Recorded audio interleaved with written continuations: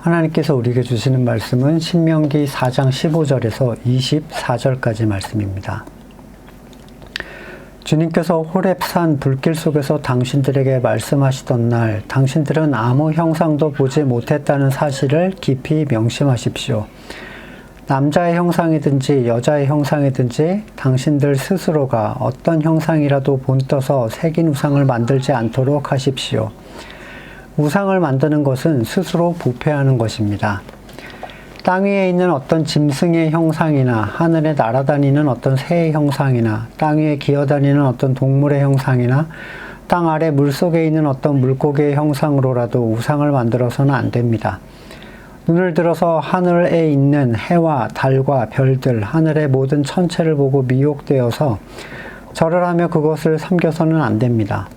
하늘에 있는 해와 달과 별과 같은 천체는 주 당신들의 하나님이 이 세상에 있는 다른 민족들이나 섬기라고 주신 것입니다.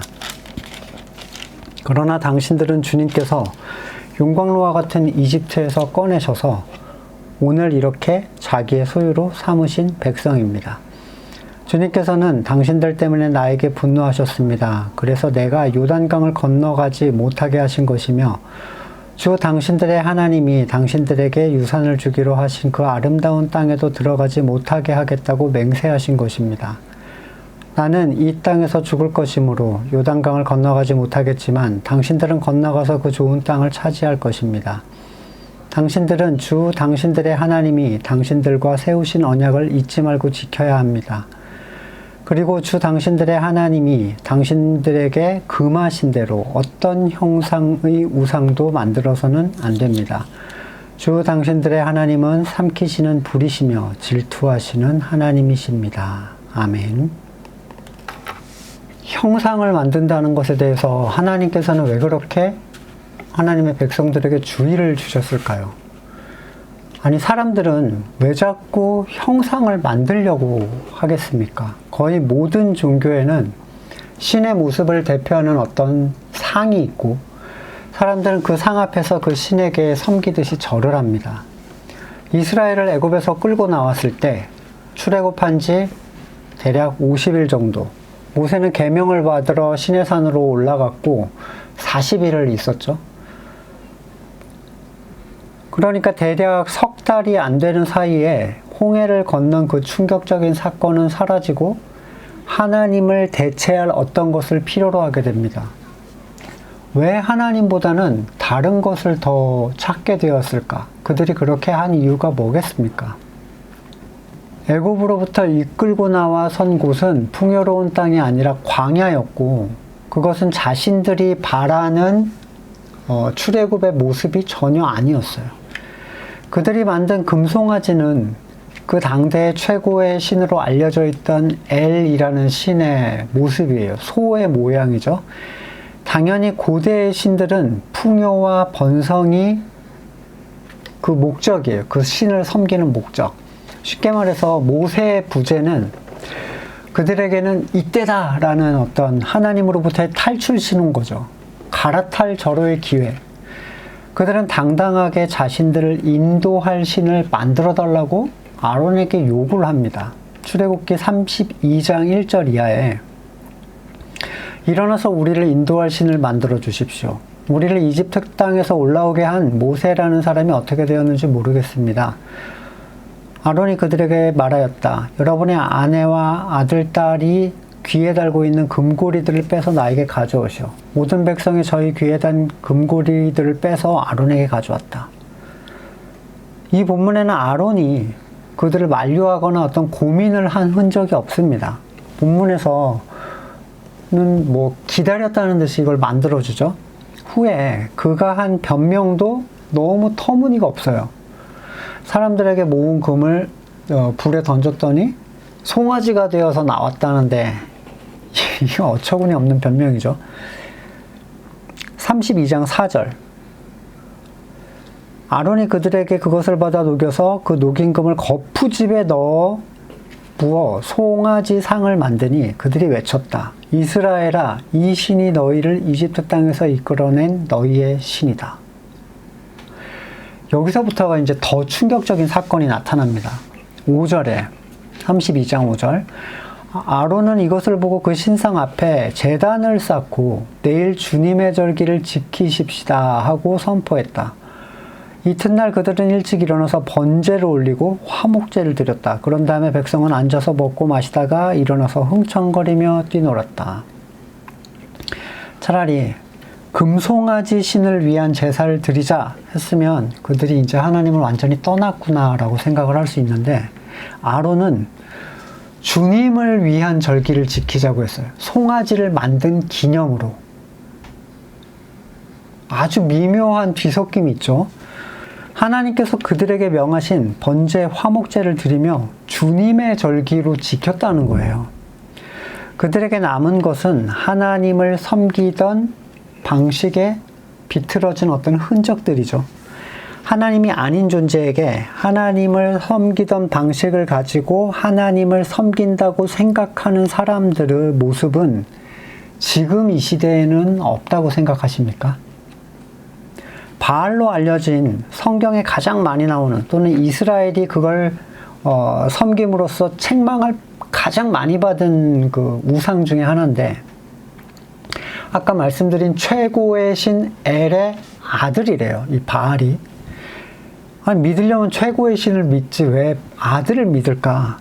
그랬더니 살펴보니까 바알이 바로 풍요와 번성을 담당하고 있는 존재입니다. 그러니까 최고의 신은 필요 없어요. 중요한 건 지금 내가 원하는 것들이 나에게 채워지는 것. 농경 사회에서는요, 풍요, 그러니까 많은 수확과 번성, 많은 인구수가 힘의 근원이었어요. 누가 믿으라 하지 않아도 알아서들 잘 찾아서 믿었습니다. 바알이라는 존재를. 이 바알이라는 신에 대한 기록이 기원전 6000년까지 올라가는데, 이 기간은요, 거의 성경 인류의 역사까지 올라가요.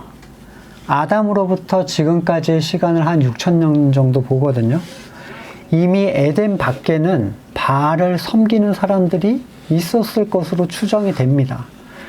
그러니까 뭐 에덴 밖에 사람이 있다는 게 뭔 소리냐, 이런 이제 창조에 관한 부분에 대한 것은 그 질문과 답변 16번에 창조에 관한 부분을 참고하시면 좀 도움이 되실 것 같습니다.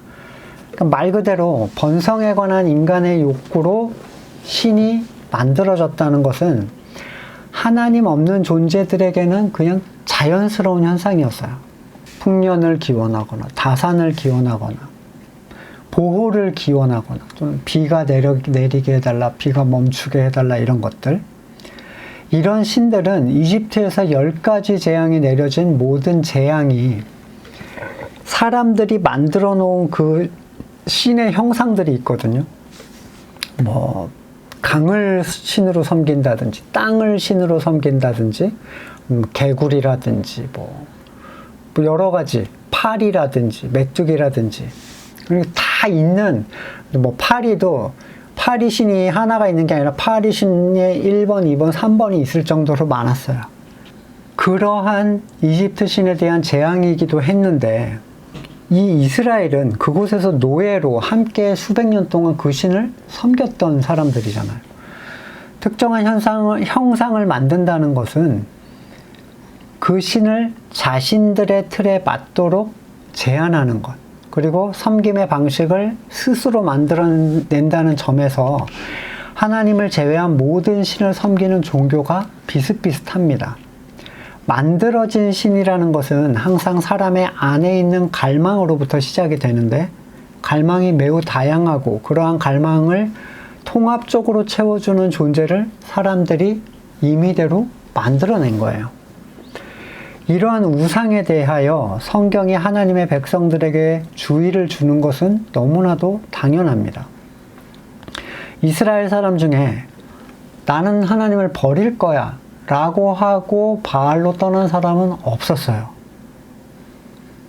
그들이 믿는 방식은 하나님을 믿는 신앙 안에 바알을 데리고 오는 거였습니다. 쉽게 말해 양발을 담그는 거죠. 하나님은 내가 원하는 걸 해주는 존재가 아니거든요. 그러니까 내가 원하는 걸 해줄 만한 존재와 그 형상을 만드는 거죠. 바알을 섬기는 목적은 풍요와 번성이고, 방식은 신상을 만들어서 거기에서 절하고 신전의 창기들과 집단 낭교를 합니다. 번성을 위한 어떤 그 목적이었어요. 당시에는 이런 종교적인 난교, 이런 게 아주 일반적이었는데, 그리고 이제 최고의 헌신은 자해, 자기의 몸에 해가 되도록 자기를 때리거나 인신공양, 자해도 인신공양의 일종이래요.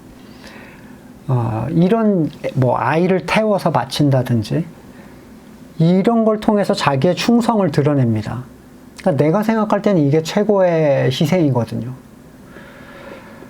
내가 이 정도로 충성되다는 것을 드러내서 그들의 목적인 풍요와 번성, 내 선을 이루려는 것. 이것은 하나님의 것과는 전혀 달랐고, 이것이 하나님의 것 안으로 들어온다는 것, 하나님의 신앙의 체계 안으로 들어온다는 것은 신앙을 버리는 것보다 더 악랄한 짓이었어요. 자기가 버리면 이건 그대로 있지만 이거 안에 넣어버리면 이게 다 부패되잖아요. 유대교의 하나님은 사람이 선택할 수 없었습니다. 바벨론이다, 하나님 믿을래, 이렇게 해가지고 할 수가 없었어요. 애굽이다, 이제부터 하나님 믿을래, 이렇게 안 됩니다. 더구나 풍요와 번성을 목적으로 하는 게 아니라 하나님과의 동행을 목적으로 하고 있어요. 이 하나님 유대교 신앙은. 어떻게 둘이 함께 갈 수가 있겠습니까?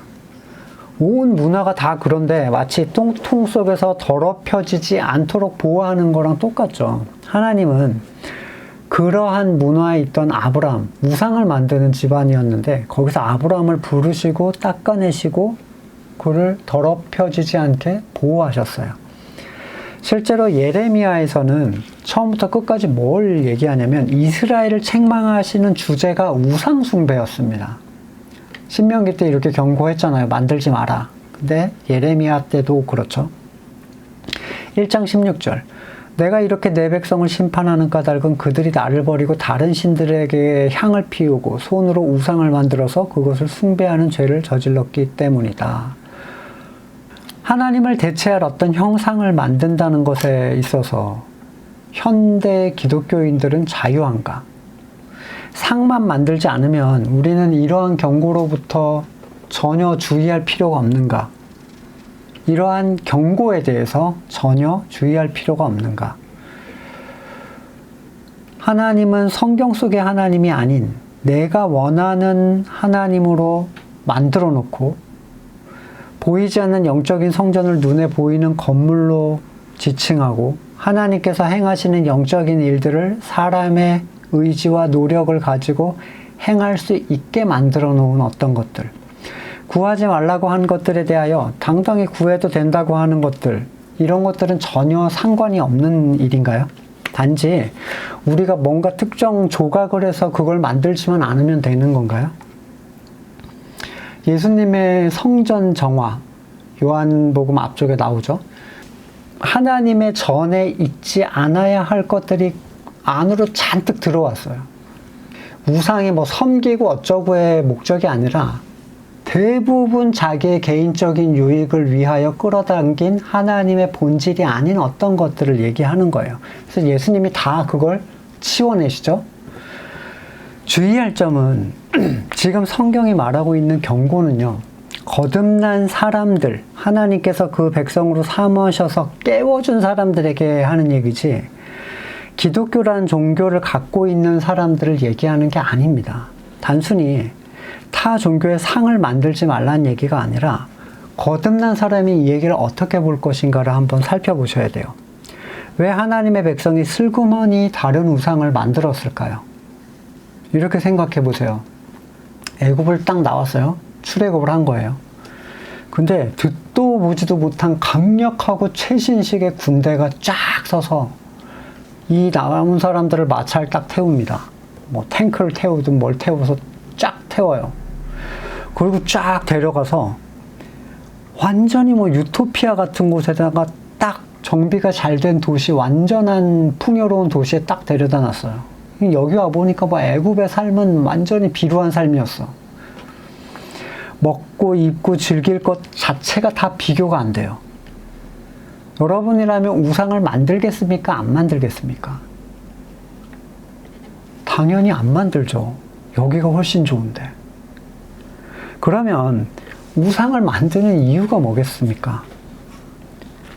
하나님의 이끄심에 대한 지금의 상황이 마음에 안 드는 거예요. 거듭나서 나왔는데 삶이 팍팍하고 행복해지지도 않고 내가 이러려고 하나님 믿었나 자괴감이 드는 거죠.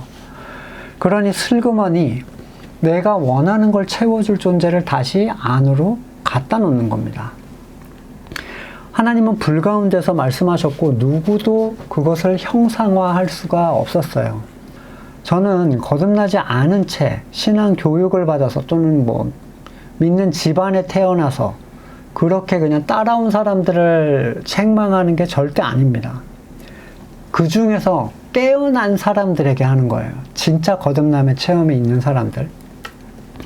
마치 이스라엘 사람들이 하나님과는 전혀 다른 금송아지를 만들어 놓고 갑자기 주님의 날을 지키자면서 번제와 화목제를 드리는 일들은 지금 건물의 교회에서 행하는 일들과는 어떻게 다를까요? 무월 모시에 모여서 자기들이 만들어 놓은 방식으로 예배를 드리고 자기들이 만들어 놓은 일을 하고 거기에 만족을 느끼고 그것으로부터 세상에 속한 복과 구원을 추구하는 일들, 신명기 때나 지금이나 별반 차이가 없습니다. 교회가 신앙보다는 대형화, 교세에 집중하기 시작하면서 사람들은 보이지 않는 그리스도의 지체된 교회, 그리고 그리스도의 일에 대하여 사람들이 보고 평가할 수 있는 종류의 것들로 형상화를 하기 시작합니다. 설교는 어느덧 거듭나지 않은 사람들도 듣고 좋아하거나 감동받거나 동의할 수 있는 종류의 예화들, 윤리적이고 학문적인 얘기들로 바뀌었고 교회 일이라는 것들은 세상에서 행하는 행사들에 단지 건물의 교회에서 그것들을 한다는 이유로 그 특징을 빼면 다를 게 없어졌어요. 세상이 연극을 하면 교회는 성극을 하죠. 세상이 가요를 부르거나 합창을 하면 교회는 성가를 합니다. 세상이 기부를 하면 교회는 헌금을 하고 세상에서는 가요를 부른 사람 데려오면 기독교는 CCM 부르는 가수를 데려와서 공연을 해요. 세상에 자원봉사를 하면 교회는 교회일 봉사를 합니다. 정작 그 일을 하는 사람들이 바라는 것은 참된 구원이 아니라 번영이에요. 거듭나지 않은 사람이 할 수 있는 하나님의 일은 없습니다. 하지만 위의 일들은 거듭나지 않은 사람들도 얼마든지 참여할 수 있어요.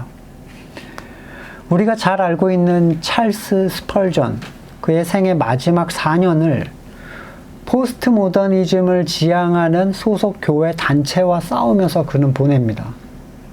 그는 성경의 진리가 가파르고 미끄러운 산봉우리와 같다라고 얘기를 했는데 한 걸음을 잘못 디디면 멈추기 힘든 내리막의 길로 계속 떨어지게 되고 그 회복이 절대로 쉽지 않다라고 했습니다. 많은 거듭난 사람들이 신앙의 여정을 너무나 쉬운 것으로 기대하거나 생각합니다. 하나님의 은혜를 의지하는 것을 내가 아무것도 하지 않는 것, 다른 말로 나의 삶을 그냥 방치하는 것으로 이해를 하거나 복음의 진리와 가치를 알아가는 것에 대하여 단순히 그리스도의 십자가로 우리는 구원받았다라는 식의 짧은 주입식 진리를 아는 것이라고 생각을 해요. 그 깊고 무한한 영적 진리의 세계에서 치열하게 알아가고 싸우고 이겨가는 신앙생활보다는 이미 보기 좋게 만들어진 틀 내에서 내가 해야 될 일이 뭐냐라고 깔끔하게 마무리가 되면 나는 신앙생활에 최선을 다했노라고 얘기를 합니다. 스펄전은 내리막길이라는 기고, 어디 신문에다 이렇게 기고를 했어요. 그리고 나서 조금 있다가 침례교에서 그 글 때문에 침례교에서 공식 징계를 받습니다. 침례교는 신신학의 길로 빠져들어서 이후에 복음을 떠나 멀리 딴 곳으로 흘러갔어요. 그 이후에 스펄전이 침례교 연합을 탈퇴를 합니다. 그의 행동에 대해서 어떤 이들은 탈퇴하지 말고 거기서 진짜 진리를 위해서 싸웠어야지, 다른 이들을 바꾸는 역할을 했어야 된다라고 하는 사람도 있었지만, 스펄전은 자신의 선택을 굉장히 올바르게 여겼는데, 왜냐하면 누군가를 바꾸는 일이 이게 싸움의 문제가 아니라는 거죠. 거대한 단체를 내가 바꾸는 게 목적이 아니라 들을 수 있는 사람의 그 마음을 향해서 그는 계속 설교를 했습니다. 그가 싸웠던 신학이라는 게 지금 우리가 알고 있는 자유주의 신학이라는 형태예요. 자유주의 신학에는요, 복음이 없습니다. 아론이 징징대면서 자신들의 뜻을 요구하던 백성들에게 금송아지를 제공했던 것과 같이 지금은 어느새 복음의 본질보다는 시장 지향적 사역, 소비자의 요구가 목회 방침이 되는 시대가 왔어요. 이미 한참 전에 왔죠. 변형된 신앙은 영업 능력을 최우선으로 꼽습니다. 얼만큼 사람을 많이 끌어모으는가. 예전에 용산 전자상가, 지금은 뭐 거의 망했지만 거길 가보면 뭔가 가전제품을 사고 싶어서 이거 얼마요? 물어보면 거기서 사람들이 하는 얘기가 있어요. 얼마입니다가 없습니다. 뭐라고 하냐면 얼마까지 보고 오셨어요? 라고 얘기를 해요. 참 애매한 대답이죠. 내가 보고 온 그 선을 보다 살짝 낮춰서 너를 붙잡을 의향이 있다. 하지만 확 낮춰줄 수는 없어. 뭐 이런 식이죠. 이게 이제 장사꾼의 심보인데, 내가 가지고 있는 게 뭐고 그것이 당신이 어떻게 생각하든 나에게는 이러한 가치다라는 걸 드러내질 않습니다. 하지만 복음의 가치는 드러내는 가치거든요. 네가 어떻게 생각하는가를 고려하는 가치가 아니에요. 그게 그리스도의 이름입니다. 상대에 따라서 고무줄처럼 늘어났다 줄어들었다 하는 게 아니죠.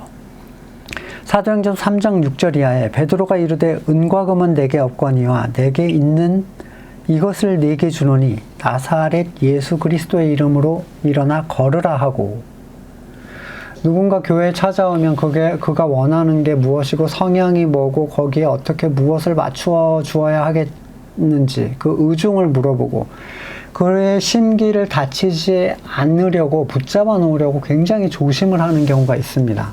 그가 가지고 온 문제가 세상에 만들어 놓은 신들에게 들고 찾아가는 동일한 문제인데도 한마디도 하지 않아요. 오히려 더 적극적입니다. 복음에 관심 없는 세상을 끌어들이기 위해서 세상이 좋아하는 종류의 것들을 교회로 넣는데, 지금의 교회들은 거의 망설임이 없어 보여요.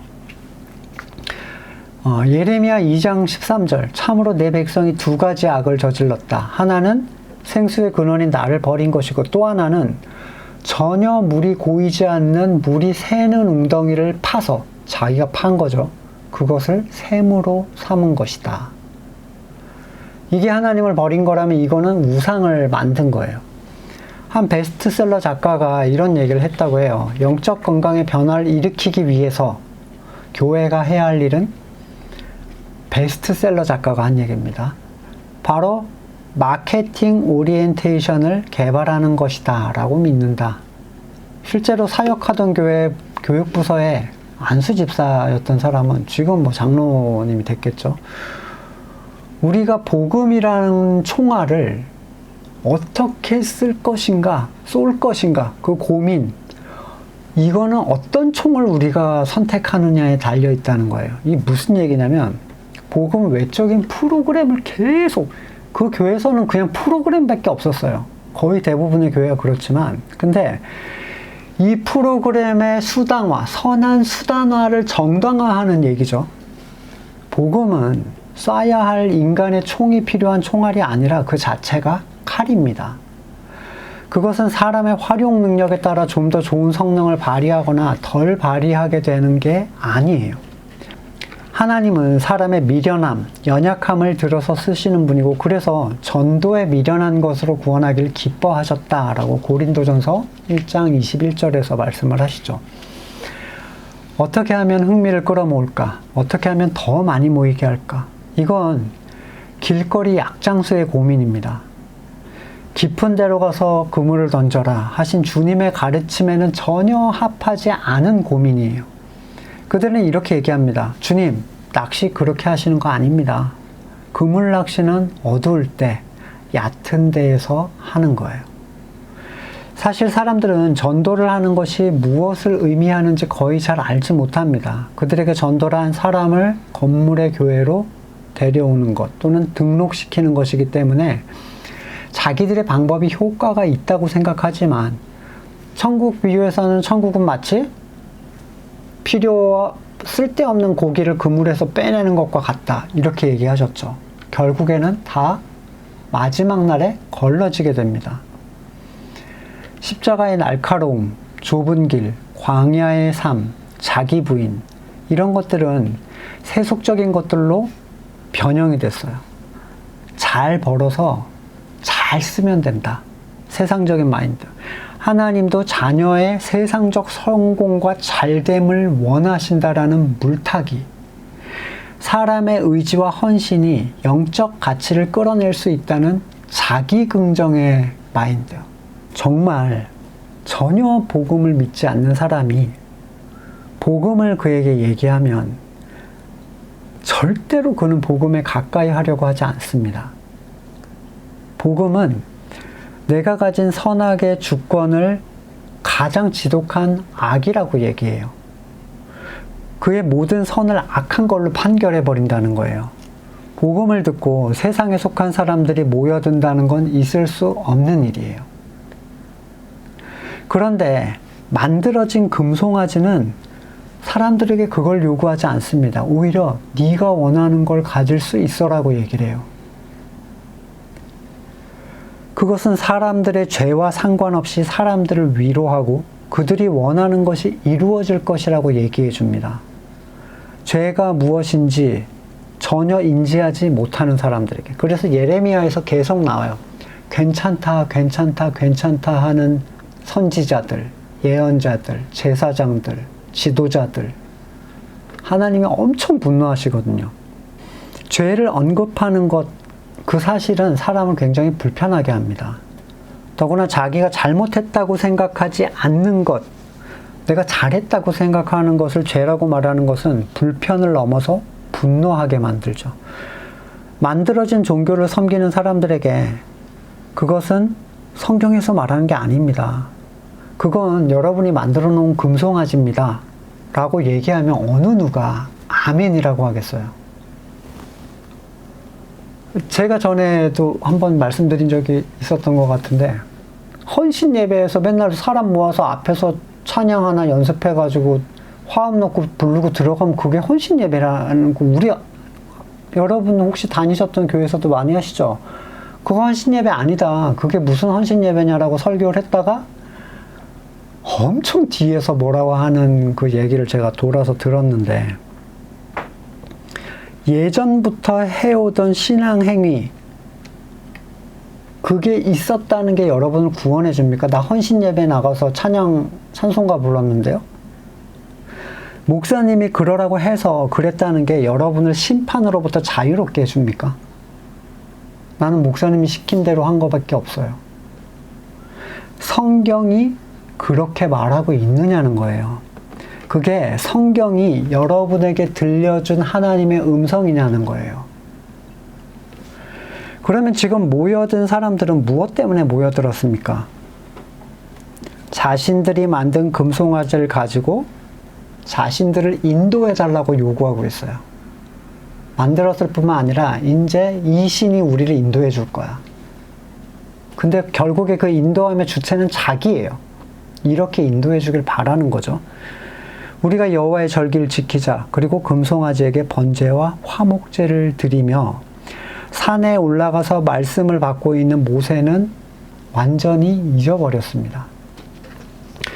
저는 지금의 시대에 형상을 만드는 모습에 대해서 단순히 나무나 돌로 뭘 깎아서 만들고 이런 선을 넘어서 진짜 거듭난 사람이 하나님의 이끄심에 만족하지 못하고 자기의 탐욕을 위해서 하나님의 뜻이 아닌 본질을 누구나 인지할 수 있도록 만들어서 그거를 섬기는 행동이라고 정의를 하겠어요. 직접 들려주시는 어떠한 음성을 따르는 게 아니라 내가 원하는 어떠한 틀 안에서 돌아가는 어떠한 신앙생활들, 말씀에서 주는 것을 벗어나서 자기를 만족시킬 만한 내용을 신앙에 끌어들이는 어떤 행동들. 누가 요즘에 거듭난 사람들이 돌로 뭐 만들어서 세워놓고 뭐 섬기고 하겠습니까? 어떤 쪽에서는 십자가조차도 형상으로 생각을 합니다. 그래서 성공회, 또 소수 신학자들은 우상숭배다라고 얘기를 했었고, 여호와의 증인 같은 경우에는 같은 이유로 십자가의 상을 쓰지 않는다라고 얘기를 해요. 십자가의 유입은 로마 교회에 타락한 것으로부터 비롯된 것으로 생각이 되고, 십자가가 교회 또는 사무실 안으로 이렇게 도입된 거는 주후 431년, 교회 탑 꼭대기에 세워진 거는 568년 정도에 그것이 세워졌다고 추정이 됩니다. 그러니까 실제적, 신적 존재를 대표하는 상 자체, 이미 상의 이미지를 넘어서 신의 어떠한 형상으로 이미지화가 됩니다. 그러니까 서양 사람들이 귀신 나올 때 그 십자가를 잡고 이 드라큘라한테 뭐 이렇게 하죠. 또는 뭐 성경을 막 이렇게, 뭐 성수를 막 뿌리고. 여러분, 사탄이 물질로 만들어진 그 덧셈표를 무서워하겠어요? 또는 십자가의 상을 보면서 하나님께 기도하면 좀 더 하나님께서 잘 들으실 거라고 생각을 하시나요? 그 기도의 내용이 이방인의 중언부언하는 기도인데 십자가를 보고 하는 게 무슨 의미가 있습니까? 그럼 지금 뭐 여호와의 증인이 옳다는 얘기냐, 뭐 기성교회가 잘못됐다는 얘기냐, 그 얘기가 아니라 실제적 형상을 만들지 않는다 해도, 그런다 해서 신앙인의 삶을 살고 있는 건 아니라는 거예요. 그러니까 율법을 지키지 않는다고 해서 새 언약에 속한 사람이 아니듯이, 손으로 뭘 만들었느냐, 뭘 보고 절했느냐, 마음속에 하나님께 절하느냐의 문제가 아니라 지금 섬기는 대상이 내가 만들어낸 대상이냐, 그리고 내가 만들어낸 방식이냐, 이 문제예요. 하나님보다 하나님께서 만드신 피조 세계를 경배하고 원하며 그것을 소망하고 기대하는 것은 하나님의 택하신 백성에게는 합당하지 못한 자세입니다. 그러한 종류의 신은 하나님이라는 이름은 붙여서 부르지만 성경에 나오는 하나님이 아니에요. 19절에서 모세는 이렇게 얘기합니다. 이 세상에 있는 다른 민족들이 이 세상을 얻기 위해 섬기라고 주신 해와 달과 별들이다. 자, 거듭난 사람들은 그들을 흑암에서 건지셔서 자기의 소유를 삼아주셨죠. 베드로전서 2장 9절에도 여러분은 택하신 족속이요, 쭉 나와서 그래서 여러분을 어둠에서 불러내서 자기의 놀라운 빛 가운데로 인도하신 분의 업적을 여러분이 선포하고 있는 겁니다. 그러니까 선포는요, 하나님께서 성도의 그 성도를 소유 삼아 주심, 그 감격으로부터 나온 어떤 것들이에요. 그건 전도특공대 훈련이나 사형리 같은 원리를 배워서 누군가에게 설명해 주는 게 아닙니다. 그건 철학이 아니에요. 자기에게 일어난 놀라운 택하심의 감격을 말하지 않을 수 없어서 그 일을 전하는데, 그걸 들을 때 하나님이 깨워주는 사람이 거듭나는 일이 일어나는 거예요. 그게 복음의 전도의 그 방식이지, 내가 스킬이 좋아서 더 많이 깨울 수 있다, 이런 건 절대로 아니라는 거죠. 따라서 전도는 선포, 내가 체험한 것들을 선포하는 것까지를 전도라고 하지, 사람을 교회로 데려왔느냐, 그를 등록시켰느냐, 그런 게 아니에요. 도를 전하는 겁니다. 도를 전하는 거. 누군가를 회심시키는 것은 하나님의 일이지 사람이 할 수 있는 일이 아닙니다. 거듭난 성도는 전도의 스킬을 배울 필요가 없습니다. 그가 전도하기 위해 필요한 건 구원의 체험이 필요할 뿐이에요. 21절에서 갑자기 모세는 이스라엘 백성을 원망하는 듯한 얘기를 해요. 너희 때문에 내가 못 들어갔다. 주님께서는 당신들 때문에 나에게 분노하셨습니다. 아니, 갑자기 이 얘기를 왜 하죠? 어떻게 보면 원망 같지만 모세와 그리스도를 옛 언약과 새 언약의 중보자로 이해를 한다면 조금 다르게 보이죠. 요한복음 1장 17절 율법은 모세를 통해 받았고 은혜와 진리는 예수 그리스도로 말미암아 생겨났다. 이 관점에서 본문 안에 이스라엘 백성에게 하는 모세의 말은 그리스도를 연상하게 해요. 이사야 53장 5절 그가 찔린 것은 우리의 허물 때문이고 그가 상처를 입은 것은 우리의 악함 때문이고 징계를 받음으로 우리가 평화를 누리고 그가 매를 맞음으로 우리가 병이 났다. 우리는 모두 흩어져 갔지만 주님께서 우리 모두의 죄악을 그에게 지우셨다. 굴욕당하고 고문당하지만 아무 말도 하지 않았다. 주님께서 그를 상하게 하고자 하셨다. 주님께서 그를 병들게 하셨다. 그가 그 영혼을 속건제물로 여기면 그는 자손을 볼 것이며 오래오래 살 것이다. 주님께서 세우신 뜻을 그가 이루어 드릴 것이다. 율법의 대리자와 은혜의 대리자는 알게 모르게 다르지만 굉장히 비슷한 모습을 가지고 있는데 둘 다 특별한 택함을 받아서 택한 자들을 이끌어낼 지도자로 세우셨고 율법은 율법의 방식으로, 은혜는 은혜의 방식대로 진행이 됩니다. 이 미련한 백성들로 인해서 결국 지도자들이 고난을 당하는 것까지도 비슷해요.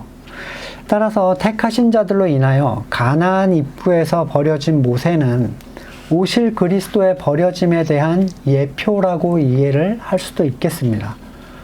모세는 말합니다. 나는 못 가지만 너희는 가게 될 것이다. 하지만 이게 그들에 대한 원망이나 한탄의 의미라기보다는 오히려 그 땅에 들어가는 자들에게 이러한 희생의 가치를 기억해달라는 의미로 받아들여져요.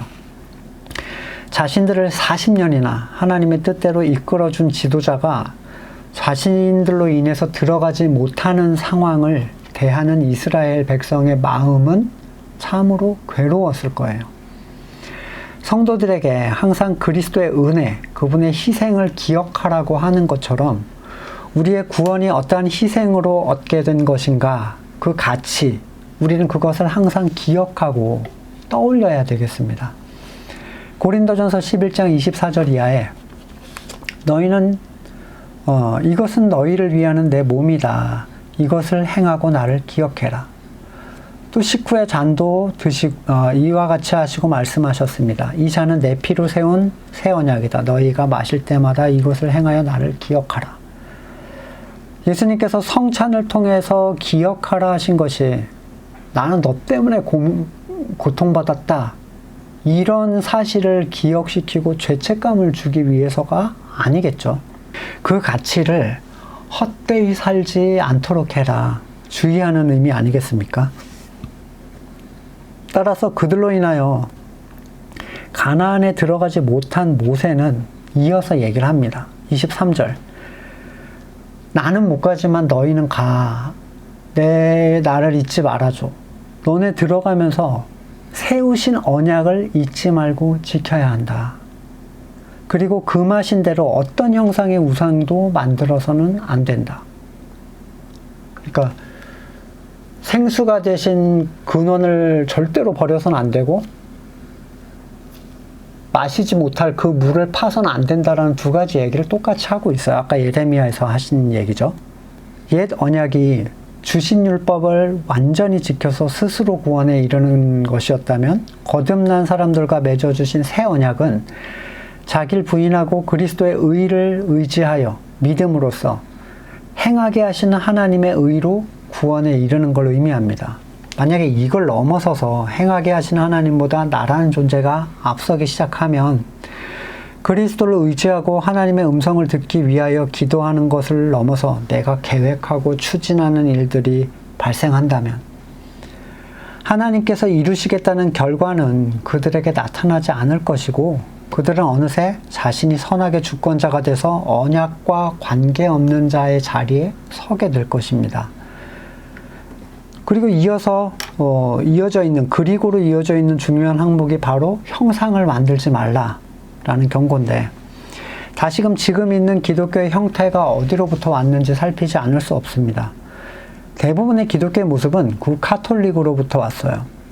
그리고 황제로부터, 그러니까 그 로마의 정권으로부터 만들어진 결과물이에요. 카톨릭은 당시 전 세계의 최강대국으로 자리 잡았던 로마의 종교 통합책으로 발생한 종교라는 사실 기억하셔야 됩니다. 범우주적인, 다 포함하는 이런 메시지를 가지고 있거든요. 카톨릭이라는 용어 자체가. 그들은 보이지 않는 하나님의 형상과 보이지 않는 교회, 보이지 않는 성도와 성도를 통하여 이루시는 보이지 않는 하나님의 일을 자신들이 통제할 수 있도록 모두 보이는 방식으로 형상화를 해놨어요.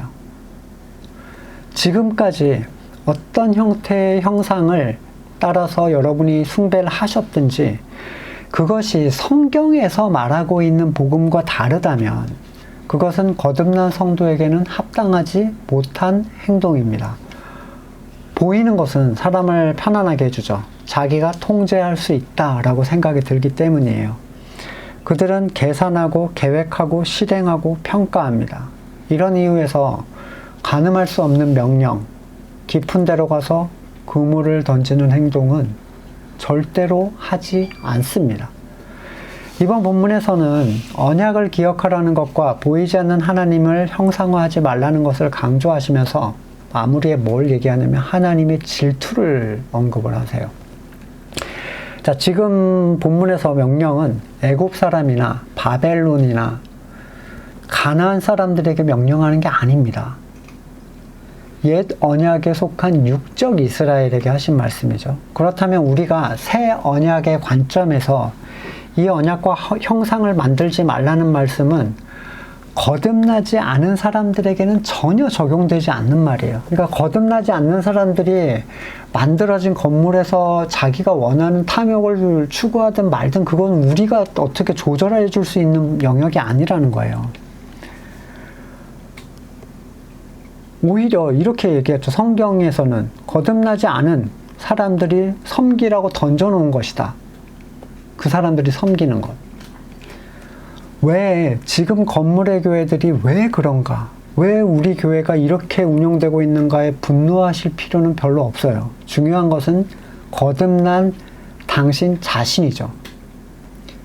때로 사람들은 말씀이 누구에게, 어떤 대상에게 주어지는 말씀인가를 고려하지 않고 모든 사람에게 다 평이하게 적용을 하려고 하는 경향이 있습니다. 그가 거듭났든 아니든 뭐 그냥 교회 다닌다 싶으면 다 주님의 자녀, 하나님의 백성 이렇게 적용을 하는 거죠. 하나님은 절대 모든 사람을 택하신 게 아니고 택하지 않는 모든 자들에게 질투하시는 분이 아니에요. 그럼 누구에게 질투하시죠? 바로 그리스도의 신부된 사람들. 아가서 8장 6절 너는 나를 도장같이 마음에 품고 도장같이 팔에 두라. 사랑은 죽음같이 강하고 질투는 수월같이 잔인하며 불길이 일어나니 그 기세가 여호와의 불과 같다. 많은 물도 이 사랑을 끄지 못하겠고 홍수라도 삼키지 못하나니 사람이 그의 온 가산을 다 주고 사랑과 바꾸려 할지라도 오히려 멸시를 받을 것이다. 하나님께서 질투를 하신다는 건 그만큼 사랑하신다는 겁니다. 사랑하지 않는 자에게 질투를 왜 하겠습니까? 히브리서 10장 28절 이하에는 이런 얘기를 해요. 모세의 율법을 어긴 사람도 두세 증인의 증인이 있으면 가차없이 사형을 받는데 거듭난 사람들, 하나님의 아들을 짓밟고 자기를 거룩하게 해준 언약의 피를 대수롭지 않게 여기고 은혜의 성령을 모욕한 사람은 얼마나 더 무서운 벌을 받아야 하겠는가 생각해 보십시오. 이 사람이 거듭난 사람이겠어요? 아니겠어요? 자기를 거룩하게 해준 언약의 피를 대수롭지 않게 여긴 사람이 거듭난 사람이겠어요? 아니겠어요? 당연히 거듭난 사람이죠. 이어서 원수 갚는 것은 내가 할 일이니 내가 갚아줄 것이다. 살아계신 하나님의 징벌하시는 손에 떨어지는 것은 무서운 일입니다. 그러니까 거듭났는데 그런 식의 행동은 거듭나지 않은 것보다 더 무서운 징계를 받는 거죠. 지금 이 본문은 거듭났음에도 새 언약에 대한 가치를 무시하는 사람을 얘기하는 거지, 자잘한 항목을 율법처럼 지켰네 만해를 가지고 하나님이 그를 벌하신다는 그런 내용이 아닙니다. 새 언약의 가치를 누려서 거듭났음에도 옛 언약의 가치로 돌아가거나 그 안에서 자기의 우상을 자꾸 만들거나 보이지 않는 하나님을 형상화하는 일들을 피하는 것은 참된 성도에게는 늘 자기를 깨어서 자기를 잘 살펴야 되는 아주 중요한 일들이 될 것입니다. 한때는 형상을 만드는 일은 나랑 전혀 상관이 없다라고 생각했던 시절도 있었어요. 제가 뭐 그렇게 손재주가 좋다고 뭘 깎아가지고 코끼리를 만들어서 거기다, 그럴 생각이 전혀 없거든요. 만들지도 못하고 할 일도 없고, 하다못해 십자가라도 제 손으로 뭐 깎아서 만들겠습니까? 하지만 들려주시는 음성을 듣고자 하지 않고 정해진 형식과 사람의 방식으로 하나님을 섬길 때, 그것은 결국 하나님의 질투를 불러일으키는 일이고 하나님의 진노에 속하는 길이 될 수 있음을 기억하셔야 됩니다. 구원받은 성도는 구원을 향한 여정을 사는 것이지 완성된 구원의 결과물을 살아가는 게 아니기 때문이에요. 여러분은 스펄전의 말처럼 진리의 가치를 향하여 높고 험한 고지를 계속 조금씩 올라가고 계신가요? 아니면 시원하게 미끄러져서 어디 계곡 어디 쪽에 계신가요? 한번 스스로의 신앙을 다시 돌아볼 수 있기를 소망합니다. 말씀을 놓고 같이 기도하겠습니다. 독생자 예수 그리스도의 핏값으로 죄뿐인 우리를 불러주시고 영원한 자녀 삼아주심을 감사드립니다. 참으로 우리 때문에 예수님께서 버림을 받으셨습니다. 그러나 우리는 그 희생을 잊고 마치 은혜를 입지 못한 자처럼 살아가고자 할 때가 있습니다. 보이지 않는 하나님을 내가 감지하고 느끼고 다룰 수 있는 영역 속에서 가두려고 했던 모든 일들을 회개합니다. 완전한 무능 속에서 하나님의 세미한 음성을 듣기를 원합니다. 세상은 듣지 못하는 그 음성 속에서 쉐마 이스라엘이라고 하셨던 하나님의 음성이, 그 뜻이 우리 안에 이루어지도록 은혜를 베풀어 주시옵소서. 감사드리고 예수님의 이름으로 기도드립니다. 아멘.